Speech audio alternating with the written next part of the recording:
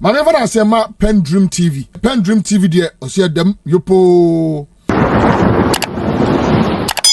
You are welcome to PENDREAM TV, the only channel that brings you the best and latest updates in politics. If you are new here, please don't forget to subscribe, hit the notification bell, like and also share for other new members to watch. Thank you. You can also join the discussion by sending us a voice note on 0277 128 777.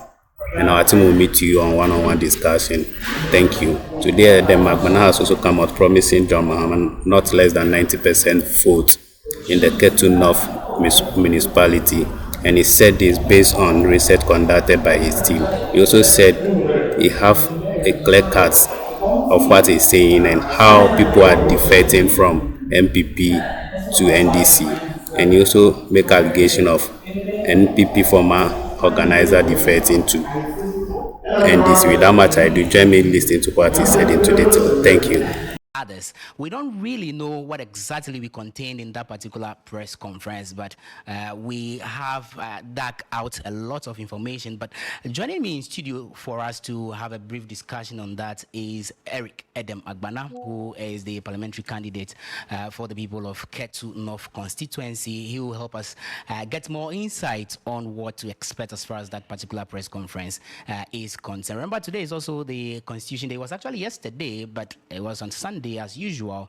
It's been rolled on to today. We'll have a bite on that as well. Several questions for us to answer. My name is Randy Ahaji. Once again, welcome. Once we get the feed from the headquarters in Adabraka, we'll cross over where we'll pick that particular press conference, which will be held by the national chairman of the party. But Edem is here. Let me just welcome him quickly, and then we can have a big bite on this particular. Eric, good afternoon. Good afternoon, Randy. Happy New Year. Many happy returns. You've been missing in action. Yes, because, well, first let me say a good afternoon to our cherished viewers across the world, and also to the good people of Ketu-North. They have been keeping me away from your screens for a while now, because I needed to spend a good time in the constituency, engage with the constituents, and share my vision with them. And so that's why I've been largely absent in the media for a while now. But I'm very happy to be here. And you know, Wezo is home, and so I feel very, very welcome. And I'm happy that I'm beginning the year 2024. My first media appearance is on your network. Oh, yes, I get it. So, interesting. Yeah. So, but how is Ketu-North?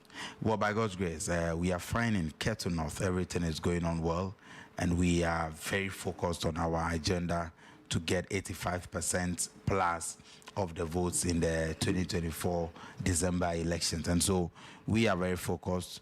We have from branch executives to the ordinary party members to constituency executives and everyone. We all are united behind, and we are rallying behind the Agenda 85% vision, and we are hopeful that... Is that feasible? Is that yeah, it's more than feasible. I mean, I have even gone to places. It looks as if Ketu-North is becoming... no, I mean, that's why we are there working, and I can tell you that we have even been to communities where people tell us that 85 is for them is too low an ambition to say it, but we are very focused. And I can tell you that next year by this time, when we meet to discuss this, you will applaud us for exceeding the 85%. I'm a very determined young man, and I'm happy that I have a team of young people, the constituency executives, my team members, everybody is behind us, and we are working towards achieving that goal. What are the odds saying with regards to your, I mean, after the primaries? We never had the opportunity to speak to you again. What exactly are the odds telling you? Is it going to be a done deal? Is it going to come easy? I think that being a done deal, we have even gone past there. Winning the seats, we have no doubt at all that we are winning Ketu-North seat. I mean, we are not complacent, but we have no doubt at all that we are winning that seat. And I have said the openly, and I have made open calls and thrown the challenge to the Honorable Kofi Jamesi and the NPP that they should. I'm waiting for them, and they will not be able to get 15% in the elections. They won't get 15%. They won't get it, because we will achieve our 85% plus. The odds is that what is happening is that young people in the constituency, and Ketu-North is largely a youth youthful constituency, we have about 64% of the constituents being young people. Young people are telling us that they see a new dawn of action, that they see a new era, and they are coming along. The number of defections, and I'm telling you on your network, the number of people who have defected from the NPP since my election as a parliamentary candidate, as we speak today, the data we have, they are in excess of 300. Oh, really? Over 300 That's people, enough. yes. So we hold community engagements, and in each community engagement, we give opportunity to people who were with the NPP and now want to defect to join us. And so many people have been coming forward. We are compiling the data, and I can tell you that as we speak today, 8th January 2024, we have in excess of 300 people. Many of them are even polling station executives of the NPP that have defected. Today, I have been dealing with a particular issue where the former constituency organizer of the NPP has defected, and yesterday he held a meeting with over 150 people who were with him in the NPP, and they agreed to defect together. Since last night, he's been facing series of threats, calls from various people within the NPP warning him not to leave the NPP, but he told them that he has decided. And so when that number even comes to add up to what we already have, we have excess of over 400 people who have defected from the NPP. So we have moved beyond the argument of whether or not the NDC will win the Ketu-North seat. We are winning the seat. We have moved beyond the argument of whether or not President Mahama is winning the general elections. We are settled that that will happen. What we are working towards is just the margins. Well, 11 months is a long way. 11 months is a long way to go anyway. We are not complacent, and that is why even before, the NPP unveils their candidate, we've touched down, and in most of the community engagements, we are reaching out to communities. We are speaking to the people. We are sharing our vision.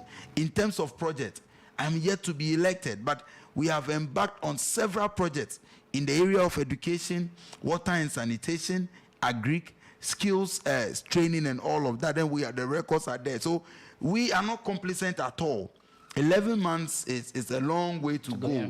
I agree. Yeah. But we believe that the 11 months is good for us to even buy more time to win more people to our side. And we believe that the 2024 elections, as far as Ketu-North is concerned, we will give President Mahama nothing less than 90% of the votes. Well, so you've heard him here. As he mentioned, this is the first time in the year 2024 that he's been on the media space, and he has made it clear here. We'll record this part and then play back some other time as well. But yes. Edem, I'm more particular. I'm curious about this particular one as well. That difference that made the magic for you in the primaries, that one particular vote, how did he come about? How do you feel about that as well? Well, it tells me that... Do you know the person? Well, so everyone's vote could be the one. Anyone who voted could be the one. But there's something interesting that happened. There's a gentleman who was a delegate, but he was writing exams on the day. According to my team, at about 4 p.m., they drove all the way to pick him up from Denu. He was writing exams in Denu. So they picked him up from Denu and brought him to come and like vote. Some 25 minutes Yes, so they brought him, and he was the last person to vote. My team believes that he voted for us, and so they add that, okay, maybe for that one vote he made a change. But everyone else, because if the earlier voters had not voted for me, they will not have the opportunity for so we appreciate everyone's. I mean, it tells us that Ketu-North was keenly contested. And I believe we were there. It didn't come on a silver platter. No, it didn't come on a silver platter. And for me, it was a vindication, because throughout the contest, I reached out to people. Some people, I reached out to them for support. And they thought that it was a done deal for me. I told them, no. Ketu-North is not a constituency that you must be complacent. That wasn't a done deal. And our research kept informing us that, yes, we were going to win, but the margins were or maybe quite close. And so we were working on all of that. And for me, it also vindicates research, because The research gave certain recommendations. Some we couldn't fulfill and it affected us. Some we did and it helped us and all of that. And that tells us the importance of research going into the 2024 election. So when we talk about 85%, it is based on research. Okay. It's not I was going to find out whether the data available. Edem did not just wake up with his team and say we are targeting 85%. We know why we are basing it on 85. So people ask, why not 90? Why not 80? Why not 75? But it is based on research. And every month, at the end of every month, my team of researchers, very competent team, we meet to review what the data is telling us. And that is why I am confident that 85% is achievable and it will be achieved come December 7. And we are very happy. Well, and one thing the data is also telling us is that President Mahama is likely to cross 90% in Ketu-North. Okay.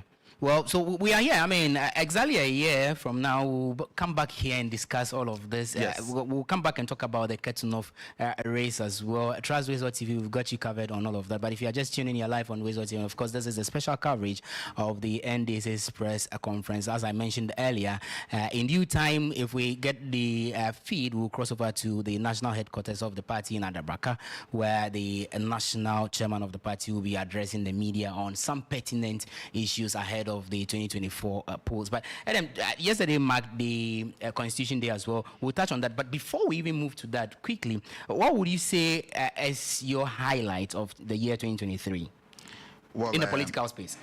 In the political space, a number of things happened that I can list among my key highlights for the year 2023. But for me, the overwhelming endorsement President Mahama received in the NDC parliamentary primaries for me is my key highlight. Because I have said that in the Fourth Republic, there is no politician who has been vilified, whose personality has been attacked, who has been lied on than President Mahama. But he is a president. Thank you for watching. We really appreciate your time. If you have not yet subscribed, please subscribe, hit the notification bell, like and also share. So remember to comment after watching. Thank you. Debbie Kama, Mamena PENDREAM TV. Now, so far so good. Say open online portal e Ghana. Nipa share, nipa follow, nipa comment here. To my best of knowledge, without any biases, PENDREAM TV.